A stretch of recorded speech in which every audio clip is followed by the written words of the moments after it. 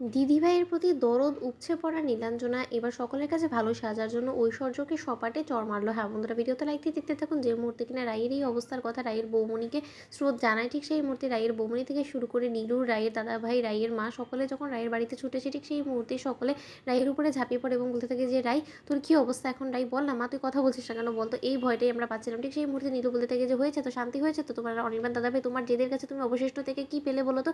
তুমি বরঞ্চ রাই দিদিভাইকে আরও বেশি ক্ষতির মুখে ঠেলে দিলে। তুমি আজকে রায় দিদিভাইয়ের এই অবস্থার জন্য দায়ী। তুমি কি সেটা কোনো মতেই এড়িয়ে যেতে পারো? আর তার থেকে বড় কথা, কোথায় তোমার সেই বিশ্বস্ত লোক যাকে তুমি এত ভরসা করে আমার রায় দিদি ভাইয়ের গোটা দায়িত্ব তার কাঁধে তুলে দিয়েছিলে? তুমি সেই এত দায়িত্ব জ্ঞানের মতন কাজ কী করে করতে পারলো বলো তো? তাকে তুমি একবারও সেই বিষয়ে প্রশ্ন করেছো? ঠিক সেই মুহূর্তে অনির্বাণ বলতে থাকে যে দেখো নীলু, এখন আমার মাথা কাজ করছে না, এই সময় তুমি প্লিজ আমার এই মাথা গরমের সুযোগটাকে কাজে লাগিয়ে তুমি এখানে যদি অশান্তি সৃষ্টি করার জন্য এসে থাকো, তাহলে আমি বলবো দোহাই তোমার, তুমি প্লিজ এখান থেকে বেরিয়ে যাও। ঠিক সেই মুহূর্তে নীলু বলতে থাকে যে না, আমি তো কোনো মতে বেরোবো না, কারণ আমার রায় দিদিভাই এখানে বিছানায় পড়ে আছে। সে এত বড় একটা দুর্ঘটনার কবল থেকে ভাগ্য জোরে বেঁচে এসেছে, তার পাশে না থেকে আমি এখান থেকে এক্ষুনি চলে যাবো? তারপর তোমার কথা তুমি কি মনে করছো যে তুমি যা সিদ্ধান্ত নেবে সেটাই হবে?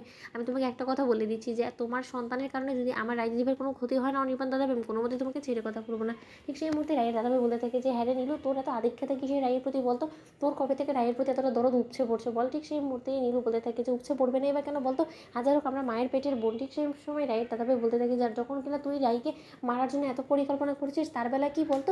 ঠিক সেই মুহূর্তে ঐশ্বর্য চলে আসে এবং ঐশ্বর্য এসে বলতে থাকে যে সর্বনাশ করেছে দাদাবাবু, নীলঘাত চলে এসেছে, নয়তোবা গোটা ফাঁকা বাড়ির মধ্যে এত আওয়াজ কিসে? ঠিক সেই মুহূর্তে রাইয়ের রুমে ঢোকা মাত্র ঐশ্বর্য দেখে যে সকলে রাইয়ের উপরে ঝাঁপিয়ে পড়েছে এবং রাই অসুস্থ অবস্থায় বিছানায় পড়ে আছে। ঠিক সেই মুহূর্তে ঐশ্বর্য ছুটে আসে রাইয়ের কাছে এবং বলতে থাকে যে দিদি, তোমার কি হয়েছে? তুমি হঠাৎ করে অসুস্থ হয়ে পড়লে কেন বলো তো? দিব্যি তো তুমি ঘুমের ঘরে ছিলে, তোমার ঘুমের ঘরে দেখেই তো আমি তার জন্য একটু সময়ের জন্য বেরিয়েছিলাম।